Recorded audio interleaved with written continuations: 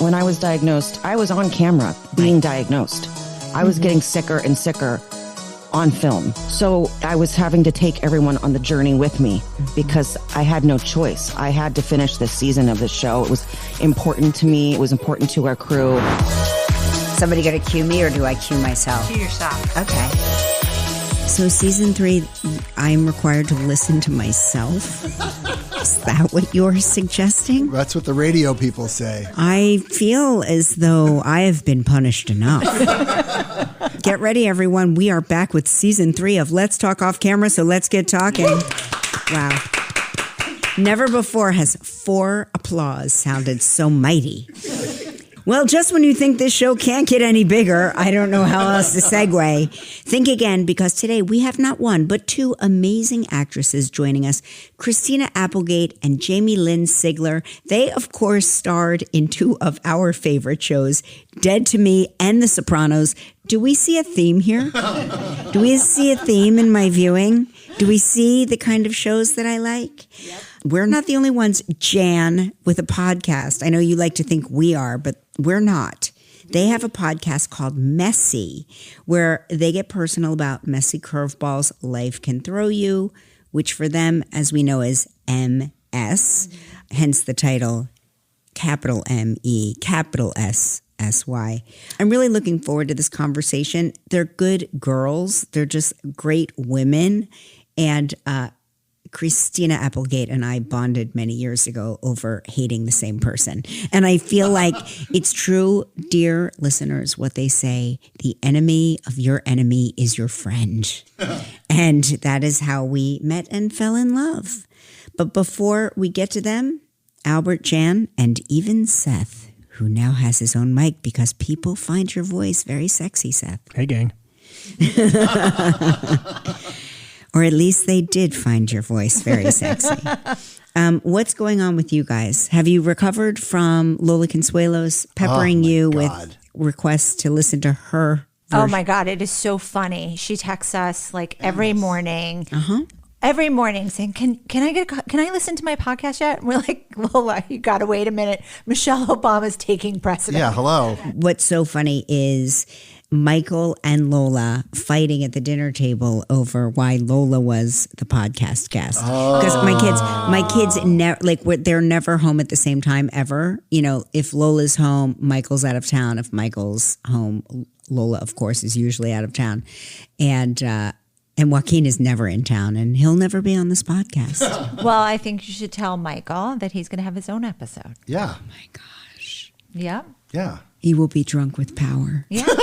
Are you sure you will? Yeah. And then it's going to be a competition as whose episode rated better. Oh my gosh. Oh my God. Oh my gosh. Oh, get your. But Michael has to come with like some good dirt. I want some good Bravo dirt. Bravo dirt. Yeah, I want the dirt. Yeah, he won't give you any. We'll torture him. We'll threaten to torture his figurines. Take one of his figurines, his toys, one of his toys, one of his many toys. Wait, what were you going to say about Bob Iger? Is he coming back? No. So he's not coming back. He wants to come back. Yesterday in the studio, Jason was there. Yes. And Jason and Jan, the Bob Iger came up. And Jason who? Weinberg. Jason Weinberg, the most. Talking to a whole Jason audience of Weinberg people. is, dear listeners, probably the most powerful manager in Hollywood. Yes. He's been a friend of mine for, 30 Yeah, a long 5 time. years. I mean, we've been friends for a really long time. So what happened with Jason? So Jan and Jason were there, and Bob Iger came up, and I said to Jason, Bob is Jan's hall pass. Oh, yeah, that's right. But then I realized I don't have a hall pass because Jason said, who's your hall pass? And then I realized, is it weird that I don't have a hall pass? Like, I have no idea who that person would be. So I figured but this is why I bring it up. I figure you know me well enough to come up with a hall. You don't have to do it now, but there must be, like, who's the hall pass? Who's Kyle adjacent as an actor that would be? It's a tough one. That's really good. Kyle adjacent. It doesn't have to be anything about Kyle. It's about like who's like his type. The guy? Who's Type, Albert's the type? type. Who's his type? Isn't that interesting? Oh God. Seth, do you have a hall pass? Not that I know of. Oh, please. That's such bullshit. Yeah, it hasn't been discussed. It hasn't been brought up. Who's Mark's hall pass? Do we know? Oh yeah, he said it. He did? Didn't or no? He said He had a childhood yes, crush. It's a childhood crush. Sorry, it was a childhood crush. Childhood crush was Alyssa Milano. Alyssa Milano. The text Mark right now and ask him who his hall pass is. Oh, no. Really? No, just text him and ask him. We need to know. I need to know. We need a hall pass. By the way, I can't. There's like I know you can't like sexually harass when you're more in power, but if I do the sexual harassing upwards, then I'm not going to get fired or anything. No, he can't fire you for sexually harassing him up. Jan, tell him who your husband's hall pass is. No, who's your husband's Liz Chow. Oh, Liz Chow. That's right. I forgot Liz Chow. Yeah, that could be Mark's hall pass too. I bet Liz Chow is. He said I don't have one. She's my hall pass. That's a dirty lie. Now, tell him that's a dirty lie, and I need him to come up with a hall pass right now. Tell him there's a gun to the heads of his children, and he has to pick a hall pass. Gun to the heads of his children. Like I find people hot. Like I'll say, oh that guy, but none of them are like should be a hall pass. Okay, but we understand that a hall pass is What is not a hall like pass? on marrying that person. It's someone that you get a free excuse to go have sex with. But no but one- in Bob Iger's case, I'd marry him too. You would make an exception to the hall pass. If I get fired, Kelly, you are Jan totally. would be no. I will quit in protest. I will You are quit. taking care of me. I will terrify them and quit in protest. He's your ballroom pass. That's Jan's hall monitor. Jan becomes the hall monitor. Oh my God, The lady of the hall. Hey, Albert, your assignment is to come up All right, with I'll one. come up with one. That's We'll think of crazy. I have another hall pass. Okay, give me Jan. It's crazy. It's all in the Disney family. Go. You're not David Muir. Oh, well. Oh, David Muir is Muir. America's hall pass. Yeah. I believe, when they're like like, the and David powerful- Muir, World News Tonight, America's most watched news program. I think it should say, David Muir, World News Tonight, America's hall pass. That's what I think. Like, if you want to get new viewership, there's your tagline, America's hall pass. Back to Seth. Seth, who's your type? Seth. I'm still thinking about Albert's. He's so deflecting. Really spinning. He's totally. We should ask our deflecting. guests what the hall that's pass a good are one. because they are ready. All right. Are they ready? Yep. We Oh, should great. ask them. Okay, let me tell you, I'm looking at Christina Applegate right now. Jamie-Lynn Sigler is underneath us. I'm telling a story. I'm just telling a story. Calm down, Albert. Don't panic. What I see behind Christina Applegate is my headboard from my bed. No. Yes. Are you in my bedroom? Yes. I knew it. I knew so that sorry. you were I'm Mark's so hall sorry. pass. I knew it. What did I knew it. You know what? This is the weirdest way to discover the affair. I'm so sorry. I mean, you guys had a good run. We did. It's fine. I'm totally, listen, if I lose Mark to you, that will make me happy. I will feel like, because I'll still feel like it's in the family. I think we could all just do it together. Yeah, it'll be fine. I need It'll a be lot of fine. help. Who's their hall passes? I want to Yeah, know. we want to. So we were before you two logged on. We were talking about our hall passes. Okay, now Jan's very lofty. Bob Iger is her hall pass, followed by David Muir. So Jan basically wants to have sex with everyone at ABC. Okay. She wants somebody rich and powerful. That's what Love she it. wants. Okay, Jamie, who is your hall pass? Well, I'm in perimenopause, so I'm struggling even wanting to sleep with my own husband. So I can't even imagine sleeping with anybody else. But I love Steve Carell in the way that I just would love to be with him all the time. I don't think I want to sleep with him, but I just want to be with him. Is that count as a hall pass? Yes, a perimenopause hall pass great. for sure. Yeah. Wait till you go through menopause, and then you essentially only want to have sex with yourself. Oh, well. It's fine, Jan. It's all ahead of you. It's coming to you too. Besides Mark, Christina, who is your hall Besides pass? Mark. I have so many that I just want. It's like the same thing with Jamie. Like I don't really want to be touched at all, Yeah. but to like hang out. Yeah, to hang with out. someone like I adore my Anchorman boys. Like when she said Steve Carell, like Paul and Will, like I could sit and hang out with them all day long. But the one person that I have hung out like a 4-hour dinner, who's like my favorite person, is Martin Short. Like giggling. He's like hysterically an angel. for 4 hours. He's the sweetest. He's the sweetest man. He's a kind person. Yep, I mean, really I think he's a kind person. Please don't tell me he's sinister behind the scenes. No, I can't sit with someone for 4 hours at dinner if they're on the whole time. Right. Like it really was his big heart and his big everything. And he's also hilarious. So you're entertained. Yeah, exactly. I've got to tell you, I've got to congratulate you on the undertaking of MeSsy, the podcast. It's really broken through. It's helped a lot of people, but I would think, Jan, you'd agree, like sometimes the things we do, to put a message out there into the universe really also inadvertently helps ourselves. Do you feel that it has been a cathartic experience for the two of you? You are in this hideous, fucked up club that nobody wants to be a member to. It's like a membership nobody wants. And yet I would think that the sisterhood between the two of you and the way you present the hard stuff, you don't sugarcoat anything, but there's like somehow like it's very funny the way you talk about hard shit and I'm laughing. So how do you do that? How does that happen? Before we even, Jamie, I'm going to have you go, but I have to acknowledge something with you, Kelly, is that when I went public with my MS diagnosis, I received from you the biggest thing of flowers. You can't say it's a bouquet. It was like its own island of flowers. And the card just said, fuck.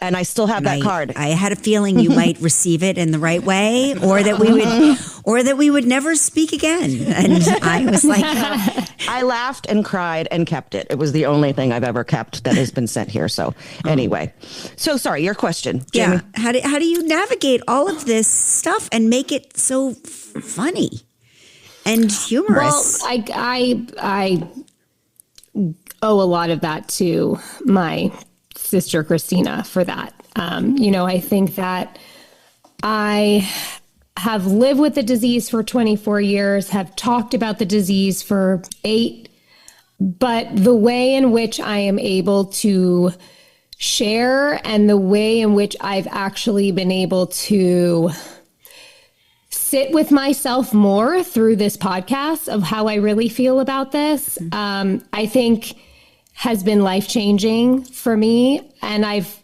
in turn, like MS aside, I really feel like I have gotten to know myself more authentically and like sat back into my more authentic self because of it. Because when you share these deepest, darkest, scariest things that you fear would be judged or taken the wrong way with such abandon, I mean, what else have you got to lose? And that's just kind of how it's made me feel about my life in general now.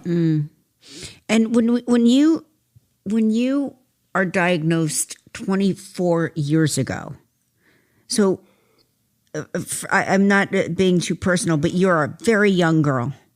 Yeah, 24 years ago, you are a very young girl. Did you even understand what that was, what they were saying to you, what anybody was talking about? No, and I didn't ask and I didn't want to know. It was very easy for me to live in a state of denial. I was not symptomatic at the time, so keeping it a secret, living a lie felt like the responsible thing to do.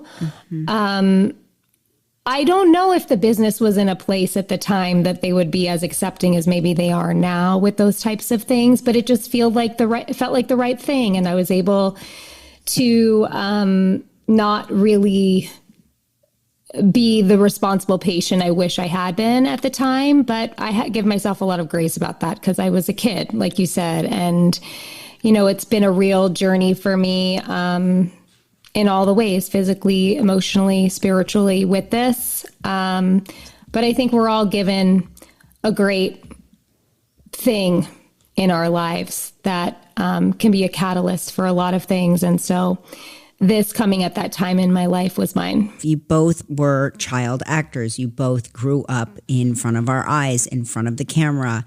television viewing audiences feel they have a certain ownership and they want to keep you in the place that you were and how you were when they met you.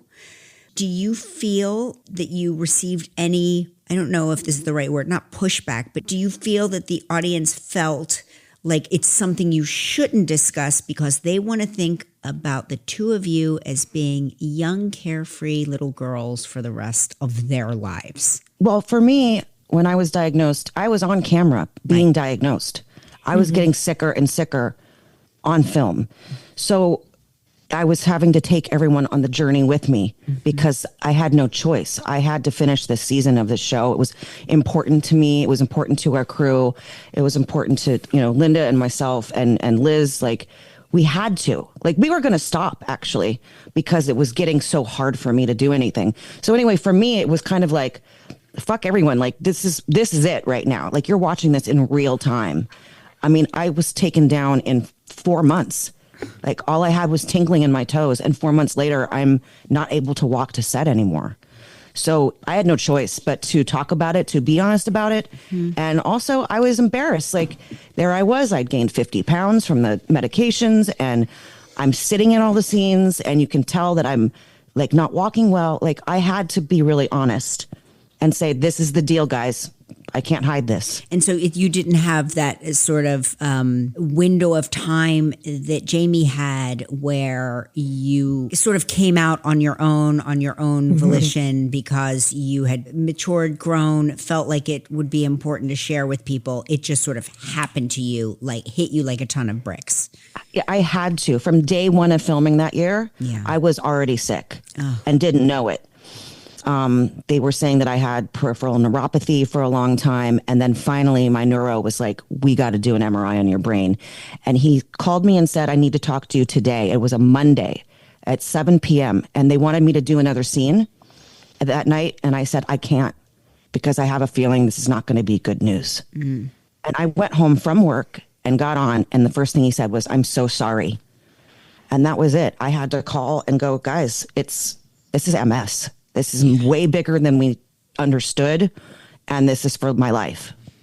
So it was like scrambling to try to come up with ways to get me to set that it didn't have to be in a wheelchair, but if I was in a wheelchair so that people didn't see it, and not telling the crew right away so that I could process. It was a lot of stuff going on. Okay, so I live in New York City where everything is a competition, even illness. Like if a person cannot have cancer, because everybody in class is going to tell you how they had cancer worse and how what they went through is worse. And you and I'm not saying I have cancer. That's not what I'm announcing here. Yeah, let's knock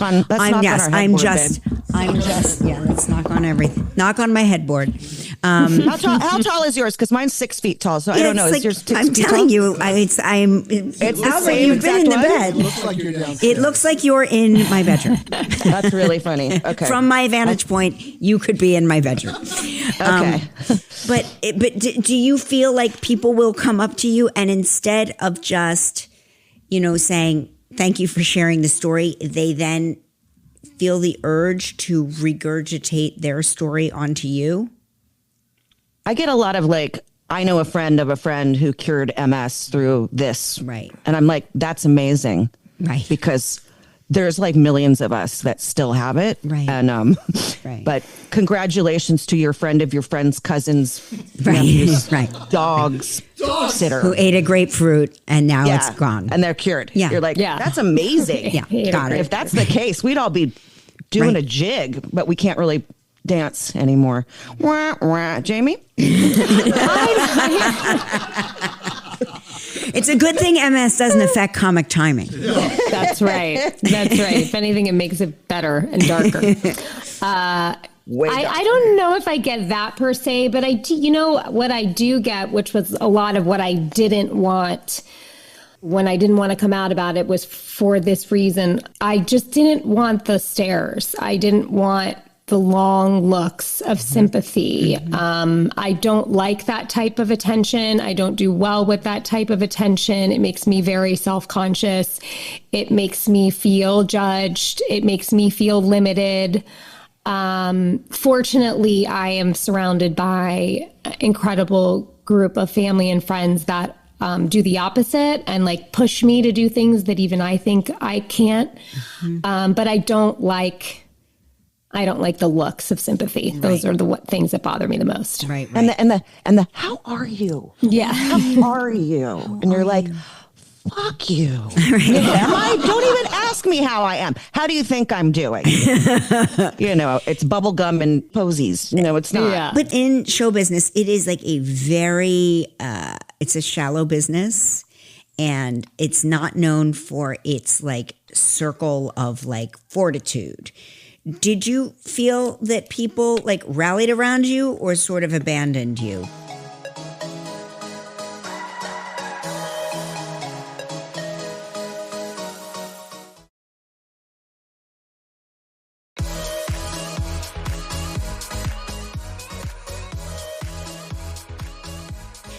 Did you feel that people like rallied around you or sort of abandoned you?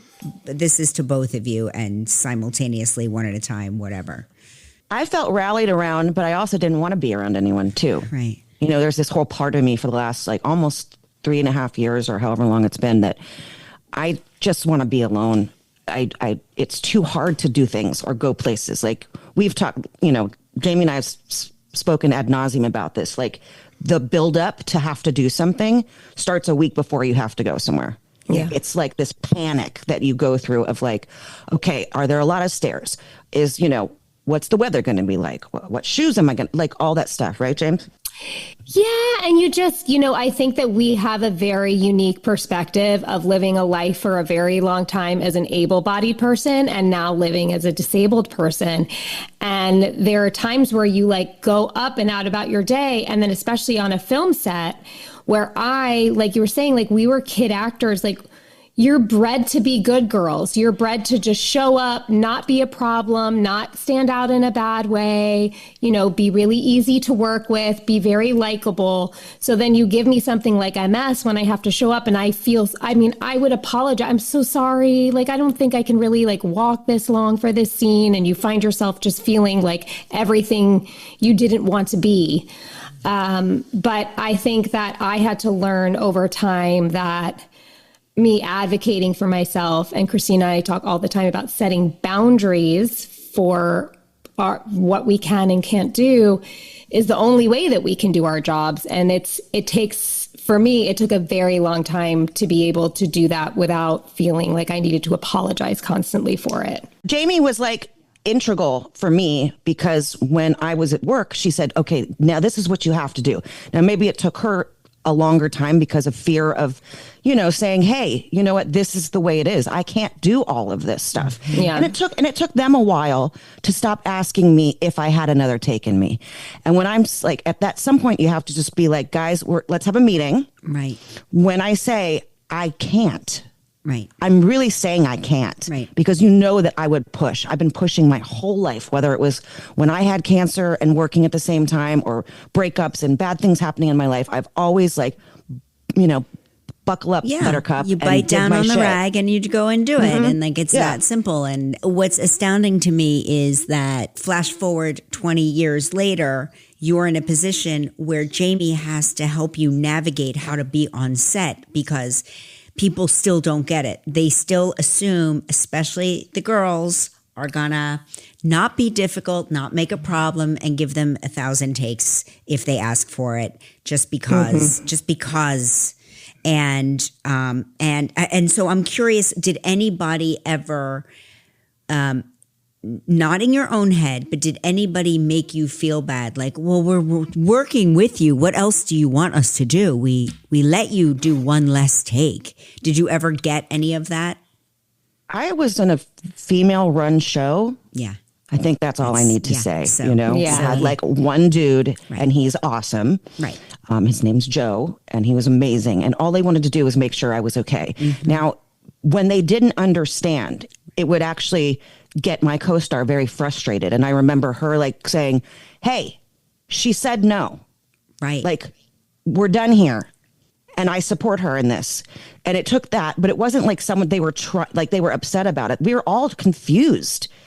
I mean, I didn't know anything about MS.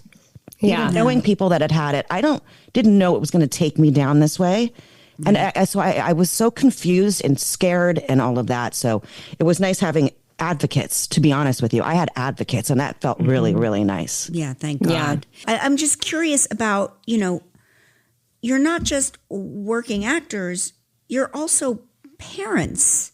And children are draining. So I'm so curious. On the best day, you feel like you've been hit by a truck. So tell me about navigating MS while raising kids. So Jamie, you have 2 sons, right? Yes. And then and you have Sadie, Christina, right? And she's 13? 14 now. 14. Oh God, it's the worst age. I know. It's the worst age, see? Worst age. We're going through some stuff right now. Do you want her to send her to live with me for 6 years, and then I'll return her when she's almost normal? I don't get up in the morning with that because I get up because of her. That's she's the reason I'm still here and trying. Yeah. But she did say to me, and we got in a big thing the other day, and sorry, Sadie, but it has to be said. She says, I miss who you were before you got sick. Yeah. And that just it's like knife to heart, because I miss who I was before I got sick too. Very much so. Every day of my life, it's such a loss. But anyway, see, now I'm going to cry. See, this is my problem. I'm either extremely traumatic and crying, or I'm cracking myself up. So I'm never in between. Jamie. But that's not a problem. That's the truth. It's how it is. And I those words, have gone through my own head. I think I judge myself the most as a mother through this journey. I think that's been the hardest part for me. I have 2 children who react to it in 2 very different ways. My older son, he looks at me all, you're going to beat this thing one day, Mom. He's like my own personal Ted Lasso. He thinks he congratulates me all the time for how hard I work. He tells me I'm doing amazing. He's my cheerleader. My little one hates it. Yeah. He's mad that I can't run like all the other moms. He points out all the time why I walk like an old lady. That's what he says. Or why I can do this and I can't do that. And I think that's very healthy, and I welcome it. And I want him to be able to express himself with me. I don't want him to feel bad because of how he feels about this, because this affects our entire family. My husband has to make sacrifices every day. So do my kids for me. So do I. But this is just... I'm the mom they chose, and that's what I have to kind of remind myself all the time. Can you tell me about I know each treatment is individualized, it's patient specific, but do they give you, are you constantly in a space where you are experimenting? This didn't work, so we're going to try this. That stopped working, now we try this. And so when that happens, do you have these great spans of hope and things are getting better and then it's crushed? Walk me through that roller coaster. That's I think that's where this can sort of be universal for people. Do you know what I mean? When it comes to healing and whatever they're looking for in their lives. But yes, look, when you're living with something like MS and something comes across your algorithm or your feed of it's parasites, or it's, you got to do this or you got to do that. I would be lying if I didn't say that I don't scroll through and do all my, should we try this? Should we try this? Or days that I have a couple of bad days. Next thing you know, my husband's up all night, researching, I heard of this stem cell in this country. And this, yes. And have I tried a lot of things? Yes. Have I been heartbroken hundreds of times? Yes. I would say the one thing that I'm consistent with is my MS medication. But as far as anything experimental on top of that, how could we not be open to it? How could we not be open to something that could potentially change our lives? And I do have a lot of hope. And sometimes I get mad at myself for having the hope, and I get down at myself for having it. But we're still young in so many ways. So it's just hard to think that you would go through your life until you die and never feel better. I was going to say, because I want to ask you this, Jamie, is that my neurologist has stopped my infusions for now. because my B cells were still really low. So this is like what we deal with. It's like they want to kill your B cells. So it's like almost like a chemo, but not, but it is because it's doing something really gnarly. But she stopped me and now I'm flipping out. Not stopped completely, but like it's been almost a year now since I've had one. And I'm scared, to be honest with you, that if I wait too long, is my getting worse because I'm not doing it? I guess, I don't know. These are my questions. So I think about this every day. I think you have to put your trust in your doctor, but also I think what I have gotten really good at is listening to my gut and my own intuition, because at the end of the day, it's your body and nobody knows it more than you. And I've had to speak up for myself many times about changes that need to be made or things that I felt were right or not right. But it's a full-time job. It's a full-time job to live with a chronic illness. There's never a day that you can just take a day off from not thinking about it, you know? Yeah. It's a lot of management. Like today, I was going to say, like a couple days ago, I had to go out and I had to do a lot of walking. And like I pushed because I didn't want to like take focus away from where we were. Mm-hmm. And like today, I like fell going to the bathroom. Like, you know, you never know what's going to happen. It's really such a bizarre condition, disease, that you can be like, oh, okay, I did that. I went hours and, you know, stuff. And then I got up today and I was like, oh, this is great. I'm going to end up soiling myself because I can't get to the bathroom. Like it's just that kind of thing. It's so fucking weird. How often do you talk to your doctor, and do you have the kind of relationship with her where you can say, I feel that at this stage, I really need an infusion right now? I've been on it like constantly, and they're like, let's wait till May to do your next blood test. Mm-hmm. And if my cells have gone up, then I'm doing a disservice to myself too. Right. So I like want to do, I call her all the time. Like, can I just do the blood work? And she's like, no, because you don't need it right now. But so then we get into like a thing, you know, where it's like back and forth where I'm like begging, like, please. And she's like, it's too hard on your body and I don't want you taking it too much. Cause it is, it wipes you out. It knocks you down. Your immune system goes to shit like for a little while. Yeah. So it's gnarly, but I don't know. I don't even know what I'm talking about. Well, when your immune system goes to shit. I'm sweating because now I'm mad at my doctor. I love it. Now I'm like really mad. Like, look at my glasses. They're fogging up. No, it's I'm okay. Like, pissed off. Listen. I'm about to make phone calls in a minute. There's a reason our podcast is off camera, so that nobody That's why ever. Ours is also off camera. Off camera. Right. I don't understand these people that want to do a podcast and be seen. My goal is to get my talk show off camera. Like I just want to do the talk show. No, but you're too pretty. No, but I feel like we could do it like behind a scrim or a screen and just, you know what I mean? Like Jan and I talk about this a lot.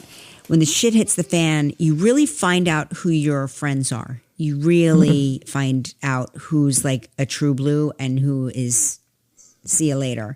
And have you experienced that? Has it been mostly a pleasant surprise, or have you been like, has there been a person that has shocked you with their lack of support? For me, no. I live in a very small bubble of friends. Mm-hmm. They're not in the industry. They're not actors. They're bartenders. They're, you know, hairstylist, like very small, that I've known for 30 plus years. Yeah. That's my crew. Mm-hmm. And they are ride or die. Mm-hmm. So for me, if anything, I have to turn them away from wanting to come see me because I'm like, I'm rewatching New Girl again. So I don't want you here. I want to watch New Girl alone and giggle. It's such a good show. We should all revisit it. Sorry. So I haven't had that, but I did when I had cancer. I was friends with some people in this industry, and I got an email from one of them that says, I can't be friends with you anymore because you have cancer. What? That's all. Yeah, that's all. We're not going to mention who it was. We're not going to mention under the circumstances, but that was an email I got. And I was like, you're fucking kidding me. That was it. Never talk to this person again. You have to tell me off camera. Mm-hmm. Yeah, you're going to be and shocked. Then I will kill them because I'm from New Jersey Jamie, with That's respect to your show that I watched, and I was like, what's the problem? This is just New Jersey. This isn't even, this is not a mob show. This is just a life in New Jersey show. Oh man, yeah, like that one still gets me sweaty, and that was in 2008, and I still get sweaty when look at him fogging up again.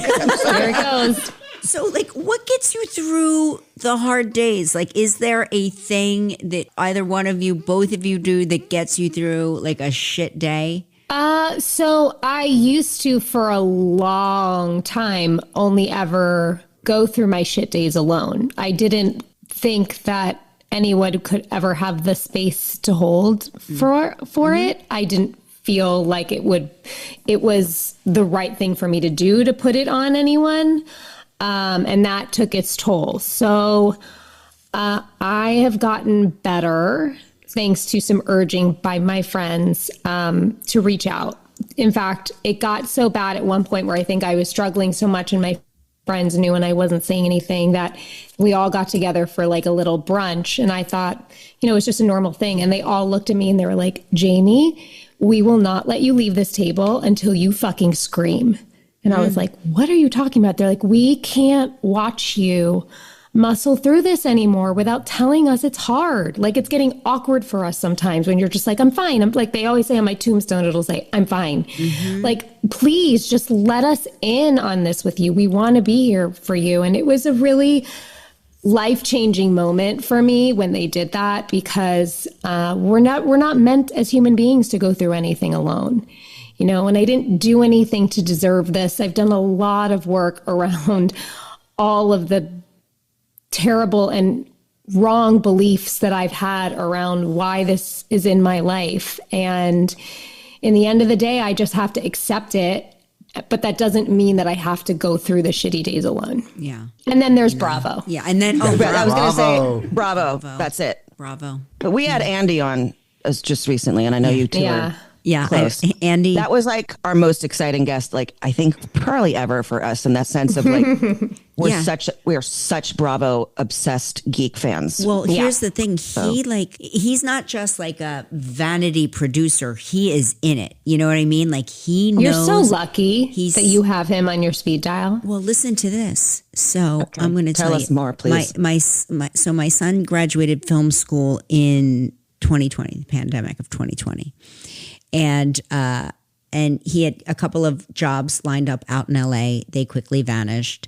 And Jan found, what's the resume place that you told him to check to put his resume on? Oh, Staff Me Up. Staff Me Up. So Jan is like, listen, nothing is shooting. The industry is closed down. You should go on Staff Me Up and see if you can get a job like as a day producer on anything. Just work is work, right? So he's like, he's this young kid. And so he starts getting, day hires on a cooking show, on this kind of show, that kind of show. Slowly but surely he starts getting work regularly, and we're happy because he's finally off the tit. And I'm like, okay, great. We got one out of the house, and he's got jobs, and now he can pay his own rent, and this is great. And so he tells Mark and me at dinner, oh, I've got this new job. It's pretty cool. And I was like, oh, what is it? And he's like, well, I can't tell you. I had to sign an NDA. And I was like, you had to sign an NDA? We paid for your fucking film school. You can't tell us. Telling us now. Right? You will tell us. And he's like, no, I can't. I signed an NDA. And it's like, if I tell you, then like I have then I'm not a trustworthy person. And I was like, okay, fine. So all of a sudden I'm at work and he goes, hey, Mom. He sends me a picture of a Cookie Monster cupcake. And he goes, check this out. Is this the bakery where you used to get my cupcakes when I was a little kid?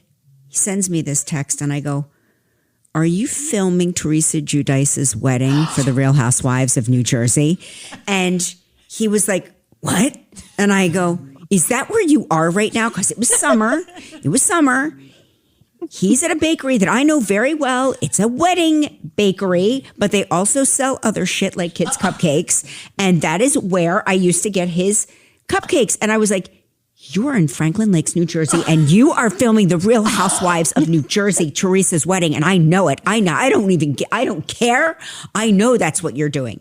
And that was like his first like big time job. Wow. Big time. What a moment. Now he's like, a producer on New York. He does all the Real Housewives. New Jersey. Summer House. Are you so proud? Oh my God. Do you know what I do? Every time I see a picture of his name on Jenna Lyon's tit, I freeze frame the TV and I take a picture and I send it to him. I'm like, Jenna Lyon's tit. Or like, then I'm like, I just like whoever's tit he's on. I'm like, Melissa Gorga's tit. And I just send it to him. I'm like, you're on Melissa Gorga's tit. Like, I love seeing his name in the credits. That is so exciting for us. So cool. So cool. I would say have him on the podcast, but he won't tell you anything. He won't tell us anything. I was gonna say we really want you on, but I think we're gonna bump you. Can you just at least send us photos? We just would love the photos. Just send us like little photos, and we'll try to, investigate or guess where he's at. We got mentioned on Real Housewives of Beverly Hills this season because of Kyle and Dorit, because Dorit was mad that Kyle went on our podcast. Kyle went, and they mentioned it on the show, and we were like, "We made it! We finally made it!" I get it. We're like, our little podcast is on Beverly Hills Housewives. We are now Housewives famous. You made the big time, Kelly. Big time. You finally made it.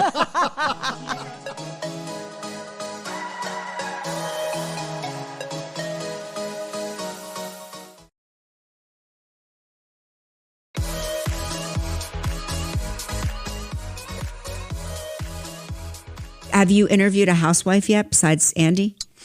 No. We're reaching out to a couple right now. We're a little afraid had Jesse of some of from them. Summer House. Yeah, we have Jesse Solomon. Okay, that counts. I was actually asked many years ago, before Sadie was born, actually, to be a Beverly Hills housewife. And okay, so this is the funniest thing about it. I was like, hell fucking no. First of all, no. I'm working. And second of all, I sit here. Right. Like what? I don't like going anywhere. So I don't like eating big meals. I don't like hair and makeup. Like all the things that it was, like, it's like my nightmare. And so my daughter starts elementary school and we meet this beautiful couple. Mm-hmm. And one of them is the executive producer here for Beverly Hills. Oh my gosh. And I said, oh yeah, that's so weird. I was asked. He goes, yeah, I'm the one who asked. And it was before I had met him. Wow. And I said, do you regret that I didn't do it? He goes, oh my God, you'd be the most boring fucking housewife on the planet. Like, well, because like the worst. There like has the worst. You're not, here's the thing, and I say this with love and respect, right? I say this with love and respect. You're a very pragmatic, not unhinged person. And I think there has to be a certain level of really wild thinking and wild behavior. And I feel like, I can say this to you because we are so similar. I never leave my house. I don't go anywhere. I don't do anything. And besides my job, besides going to my job, I just immediately come home and then I'm back in my sweats and I'm back in bed and I'm watching reality TV. So that's like unless I would be the kind of housewife where they'd be like, I guess we're going to go shoot Kelly watching other housewife franchises. Yes, that's what I said. It's going to be the weirdest episode ever. Right? Like that would be your episode. Yeah. He was giggling so hard when we were talking about it because he was like, knowing you now, he's like, I would have never asked, honestly, because he knows that I'm dirty. I rarely take a shower. I don't like to leave the house. I'm a little curmudgeon-y. I roll my eyes a fuck ton at people. Well, that would be good to watch, though. That would be good. That'd be like, ugh.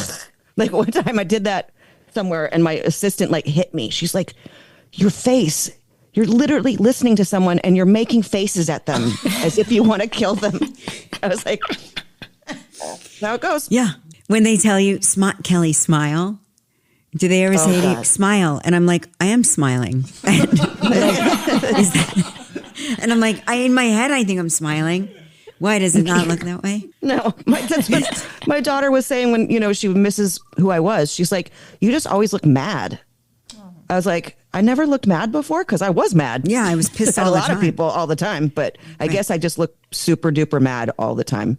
Yeah. Except for when I'm cracking myself up. You said you're taking a break from acting. Do you see a world in which it's just a temporary break? You go back once your health is like. We had Judd Apatow on. Yeah. Well, he's coming up. I don't know when at some point, but we interviewed him last week.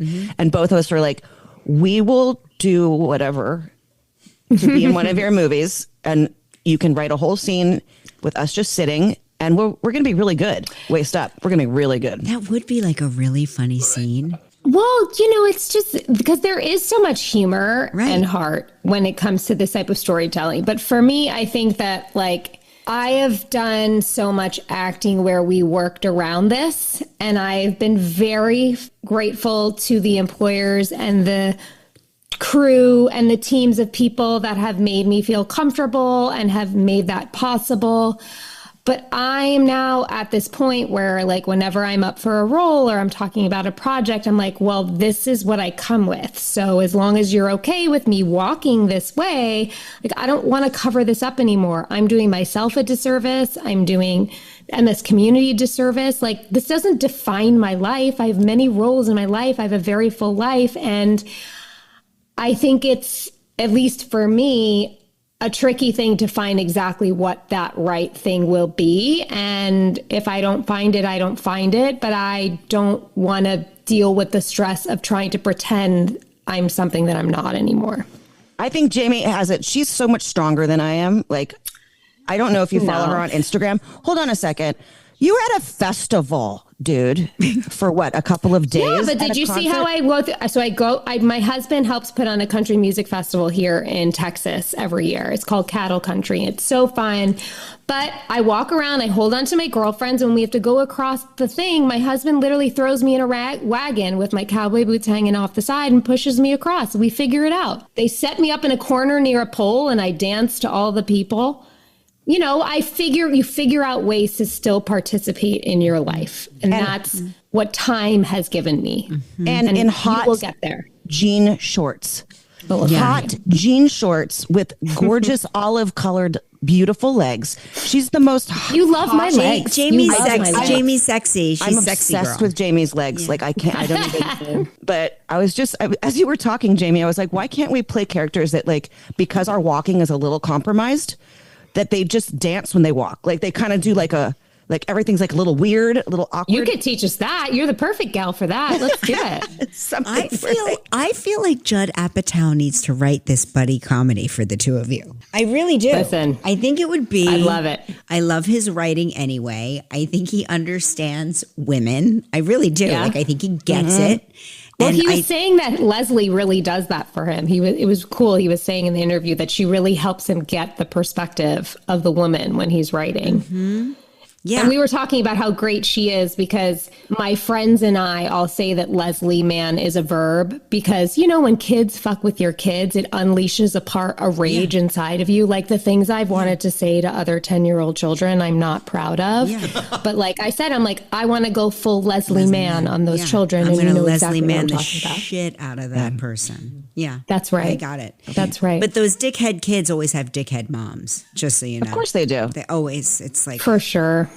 Well, I got to tell you, I loved having you both on the podcast. Thank you so much for being here. We love being with you. We could talk to you for hours. You need to come on ours, and then we need to come to New York, and we want to come see you. Please.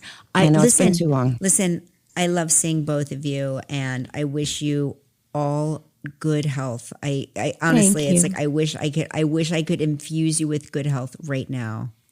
I have nothing but love and well wishes for you. And I want to remind our listeners, don't forget to check out Jamie and Christina's podcast. You're not the only one with a podcast, Albert. It's called MeSsy. It's incredible. It will make you feel things and you will be utterly entertained and moved. And thank you so much. Thanks, Kel. Thank you so much. I love you, girl. Love you so much. Always have. Bye. We've always said we're going to be best friends. It's happening. It's happening one way or the other. Yep. Bye, babe. Mwah. Bye, guys. Bye. Well, that was that. Albert? That's it. Did you learn anything today? I love them. Yeah. Yeah. They need to come here. the three of them get in your bed, watch TV. Well, Christina's in my bed right now. It's the craziest thing I ever saw. That was wild. That's it, everybody. We can't wait to talk off camera next week. So check our socials. We have socials? We do have socials. What do we have? We're very social. We have Let's Talk Off Camera. Oh, but is it like Instagram? Yeah. Okay. Instagram. Check our socials, which means Instagram, for the next live Sirius XM call-in show on Radio Andy. That's right. We're doing live call-ins on Radio Andy. The number to call is 844-305-2639. That's 844-305-ANDY. Oh, Andy. cute. Yeah. Andy, A-N-D-Y. So we're going to post when we're doing it for people to call in. We'll be like, call in now. We'll do like an Instagram live and have people call in. And it's that 5 o'clock drive. Oh, 5 o'clock drive. That's right. We're doing It's a all big one. sex. We're not doing all sex. We're doing all sex, because 5 o'clock is the horn dog hour. That's right. So get your horn dogs ready, because we're discussing. We might talk about a few other things in sex, but yes, there will be sex. There will be sex, but mostly sex. Albert will tell you where to get a cheesesteak on the turnpike. That's right. And then Jan is going to talk about. Cheesesteak on the turnpike. Jan is going to talk about her fantasy one-night stand with Bob Iger and David Muir. That's right. Together. Well, see you next time, everybody. Bye. Let's Talk Off Camera with Kelly Ripa is a production of Melojo Productions. From Melojo, our team is Kelly Ripa, Mark Consuelos, Albert Bianchini, Jan Chalet, Seth Bronquist, Roz Therian, Devin Schneider, Michael Halprin, Julia Dash, and Team Radio Andy, Lisa Mantaneo, Scott Marlowe, Jake Getz.